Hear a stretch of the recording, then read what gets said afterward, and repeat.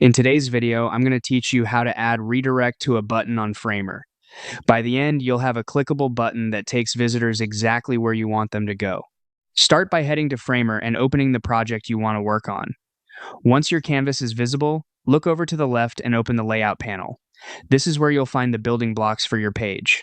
From here, select a frame and drag it onto the canvas. A frame is a flexible container in Framer, and it's perfect for turning into a button. You can resize it, round the corners, change colors, and drop in a text layer that says something like "Get Started" or "Learn More," so it looks and feels like a real button. With the frame selected, shift your attention to the right-hand side of the interface. In the Properties panel, you'll see a link field. This is the key to adding your redirect. Click into the link field and type where you want this button to send visitors. You can paste a full external URL, including HTTPS, or choose an internal page or section if your site already has those set up. Take a moment to double-check spelling, page slugs, and capitalization. Small typos can break links, so precision here saves time later.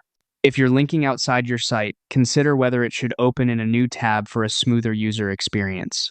Now it's time to test. Click the preview icon at the top of the editor to open an interactive preview of your page. In the preview, click the frame you styled as a button.